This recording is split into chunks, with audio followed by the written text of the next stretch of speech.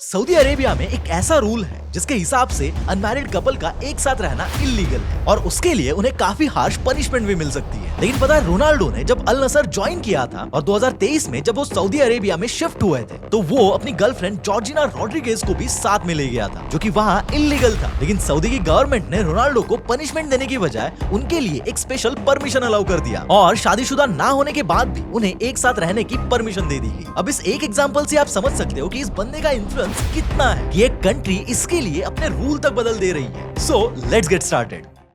21 अगस्त 2024 को रोनाल्डो अपने इंस्टाग्राम पर एक रील शेयर करते हैं।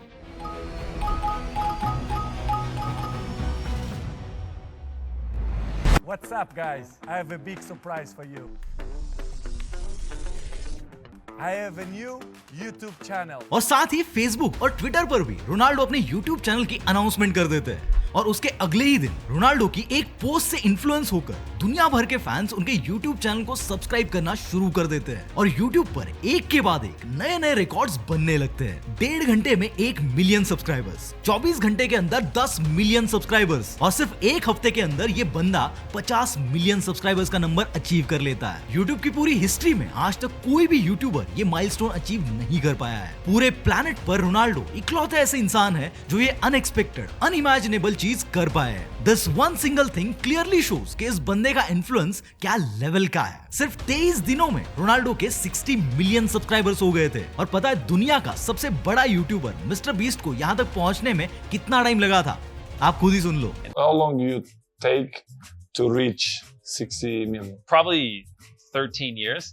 YouTube के अलावा Instagram पर भी रोनाल्डो के 647 मिलियन फॉलोअर्स है, which makes him the most followed person on Instagram. Even आज की डेट में रोनाल्डो दुनिया के इकलौते ऐसे इंसान हैं जिनके सोशल मीडिया पर 1 बिलियन यानी कि 100 करोड़ से भी ज्यादा फॉलोअर्स है और यही रीजन है कि आज रोनाल्डो दुनिया के हाईएस्ट पेड इंस्टाग्राम सेलिब्रिटी है। यू वॉन्ट बिलीव कि रोनाल्डो एक स्पॉन्सर्ड इंस्टाग्राम पोस्ट के लिए $3.4 मिलियन यानी कि 28 करोड़ रुपए चार्ज करते हैं। And just for your information, Virat Kohli इसमें 14 नंबर पर आते हैं जो एक इंस्टाग्राम पोस्ट के लिए 12 करोड़ रुपए चार्ज करते हैं। बाकी Messi, Selena Gomez, Kylie Jenner, Rock ये सेलिब्रिटीज एक पोस्ट के लिए कितना चार्ज करते हैं या आप चाहो तो पॉज करके इस टेबल में देख सकते हो। रोनाल्डो का इन्फ्लुएंसिंग पावर इस लेवल का है कि वो चाहे तो किसी भी ब्रांड का इमेज स्क्रैच से बिल्ड कर सकते हैं और चाहे तो किसी बने बनाए ब्रांड को स्क्रैच भी बना सकते हैं। कोका कोला वाला इंसिडेंट तो पता ही होगा आपको और जिनको नहीं पता उनको एक बार क्विक रिकैप दे देता हूँ और जिन्हें पता भी है वो भी फिर से सुन लेना क्योंकि ये इंसिडेंट जितनी बार सुनो फ्रेश ही लगता है। तो बात है जून 2021 की, जब यूरोपियन फुटबॉल चैंपियनशिप चल रही थी और 14 जून 2021 को हंगरी और पोर्चुगल के बीच में एक मैच होने वाला था।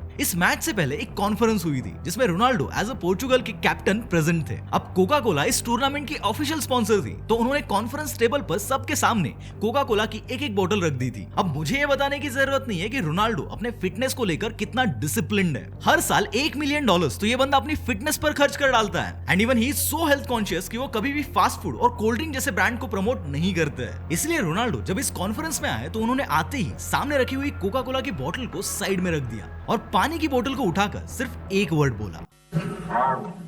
आगुआ एक पोर्टुगीज वर्ड है जिसका मीनिंग होता है वाटर। सो नोइंगली या अननोइंगली रोनाल्डो के थ्रू लोगों तक ये मैसेज गया कि लोगों को शुगरी ड्रिंक्स की जगह पानी पीना चाहिए। रोनाल्डो के थ्रू हुई इस एक रैंडम चीज की वजह से कोका कोला का मार्केट कैप $4 बिलियन यानी कि अराउंड 32,000 करोड़ रुपए से गिर गया था। मतलब इमेजिन करो कि एक बॉटल को बस यहाँ से वहां सरकाने की वजह से अगर ये बंदा किसी वेल नोन ब्रांड का मार्केट कैप 32,000 करोड़ रुपए से गिरा सकता है तो इसकी इन्फ्लुएंस पावर क्या लेवल की होगी। अब इस कोका कोला वाले इंसिडेंट के सिर्फ 2 महीने बाद रोनाल्डो के इन्फ्लुएंस का एक और एग्जांपल देखने को मिलता है। देखो, रोनाल्डो भले ही एक पोर्चुगीज प्लेयर है लेकिन वो अपने करियर में रियल मैड्रिड, यूवेंटस, अल नसर ऐसे कई अलग अलग क्लब्स के लिए खेल चुके हैं। लेकिन इन सब में से उनका फेवरेट क्लब है इंग्लैंड का Manchester United. And I love that club. You know, I'm not that kind of guy that forgot the past. देखो, 2003 से लेकर 2009 के बीच रोनाल्डो मैनचेस्टर यूनाइटेड के लिए खेलते थे। इसके बाद उन्होंने मैनचेस्टर को छोड़कर दूसरे क्लब्स के लिए खेलना शुरू कर दिया। लेकिन 27 अगस्त 2021 को मैनचेस्टर यूनाइटेड अपने ऑफिशियल ट्विटर अकाउंट से एक ट्वीट करती है,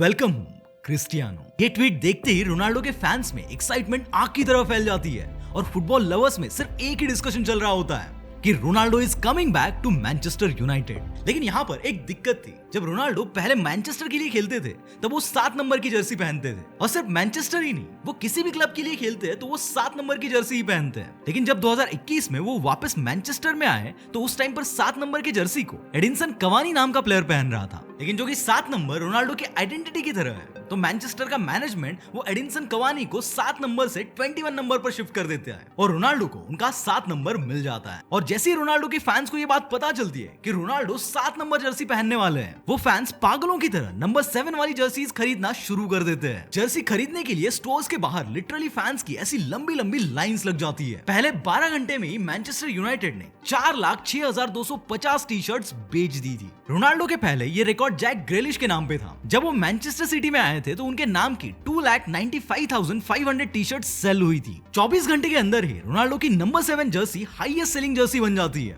पहले ये रिकॉर्ड मेसी के नाम पे था जब वो पीएसजी क्लब में गए थे। और इतना ही नहीं, सिर्फ 72 घंटों के अंदर रोनाल्डो के इस टी शर्ट सेल से मैनचेस्टर यूनाइटेड अप्रोक्सीमेटली 718 करोड़ रुपए कमा लेता है। Seriously, this is one of the craziest example of influence I have ever seen. Even the more exciting example is ये साउथ कोरिया वाला इंसिडेंट। ध्यान से सुनना। जुलाई 2019 में रोनाल्डो इटली के यूवेंटस क्लब के लिए खेलते थे। अब होता यह है कि फास्टा पब्लिश नाम की एक कोरियन कंपनी यूवेंटस क्लब और कोरिया की के लीग ऑल स्टार्स के बीच एक फ्रेंडली मैच ऑर्गेनाइज करने की अनाउंसमेंट कर दी है। अब ये कंपनी इस मैच को इस तरीके से मार्केट करती है कि रोनाल्डो साउथ कोरिया में आएंगे और मैच से पहले रोनाल्डो के फैंस को रोनाल्डो का ऑटोग्राफ और उनके साथ सेल्फी लेने का मौका दिया जाएगा। फैंस रोनाल्डो से मिलने के लिए इतने एक्साइटेड थे कि अनाउंसमेंट के कुछ ही मिनट्स में 65,000 टिकट्स सोल्ड आउट हो जाते हैं और उनमें से कई लोग तो एक टिकट के लिए 25,000 रुपए से भी ज्यादा अमाउंट पे करते हैं। चलो यहाँ तक तो फिर भी सब ठीक था। अब 26 जुलाई 2019 को साउथ कोरिया की कैपिटल सोल में ये मैच होने वाला था। फैंस रोनाल्डो को देखने के लिए बहुत ज्यादा एक्साइटेड थे, लेकिन यहाँ पर एक बहुत बड़ी प्रॉब्लम हो जाती है। फ्लाइट डिले होने की वजह से यूवेंटस की टीम लेट आती है, जिससे वो फैंस जिन्होंने एक टिकट के लिए 25,000 रुपए पे किए थे ताकि बस रोनाल्डो का एक ऑटोग्राफ या सेल्फी मिल जाए, उनको वो मौका ही नहीं मिलता। अब इससे भी शॉकिंग बात ये हुई कि मसल फटीग होने की वजह से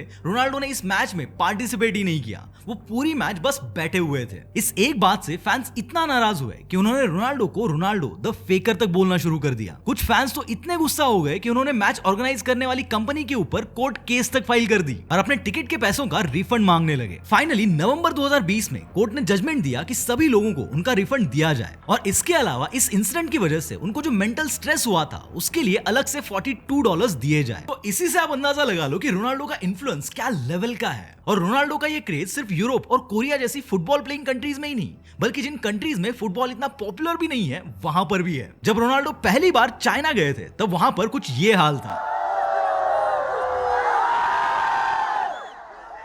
2023 में जब वो एक मैच खेलने के लिए ईरान के इमाम खोमेनी इंटरनेशनल एयरपोर्ट पर लैंड करते हैं तो लैंड करते ही वहां पर उनके फैंस की इतनी भीड़ इकट्ठा हो जाती है जितनी की शायद किसी पॉलिटिकल कैंपेन के लिए भी ना होती हो। और इवन जब वो एयरपोर्ट से होटल जा रहे थे तब उनके फैंस लिटरली उनके बस के पीछे से भागने लगे थे। और रोनाल्डो का ये सेम क्रेज इंडिया में भी है। Until Ronaldo was there, I was a Real Madrid fan. Ronaldo का यही क्रेज और world wide popularity is the reason कि नाइकी ने रोनाल्डो के साथ $1 बिलियन की लाइफ टाइम डील साइन की है। आज पूरी दुनिया में 4 ही ऐसे प्लेयर्स हैं जिनके साथ नाइकी ने लाइफ टाइम डील साइन की है और उनमें से 3 बास्केटबॉल प्लेयर्स हैं। रोनाल्डो ही सिर्फ एक प्लेयर है जो फुटबॉल बैकग्राउंड से आते हैं। और नाइकी जैसे ब्रांड तो छोड़ो, पोर्चुगल जैसी कंट्री की गवर्नमेंट तक रोनाल्डो के इस इन्फ्लुएंस को अच्छे से समझती है। 2021 में पोर्चुगल की गवर्नमेंट ने विजिट पोर्चुगल नाम का एक कैंपेन लॉन्च किया था ताकि पोर्चुगल में फॉरेन टूरिस्ट को अट्रैक्ट किया जाए। और इस कैंपेन के लिए पोर्चुगल गवर्नमेंट ने रोनाल्डो को ब्रांड एम्बेसडर बना दिया था। इवन इसके बाद इस कैंपेन को यूएसए के टाइम्स स्क्वायर पर भी शो किया गया था। Hi New York, what's up Times Square? It's me, Cristiano Ronaldo. Ronaldo की लाइफ को अच्छे से स्टडी करने के बाद मुझे लगने लगा कि इन्फ्लुएंस इस वर्ड का सिनोनिम अगर क्रिस्टियानो रोनाल्डो भी कर दे तो शायद गलत नहीं होगा। ऐसी क्रिस्टियानो रोनाल्डो के बारे में हमने और भी कई सारे एस्पेक्ट्स को इन डेप्थ में स्टडी किया है और उन सबको मिलाकर एक पूरी डॉक्यूमेंट्री बनाई है। To watch the full documentary click on the first link in the description.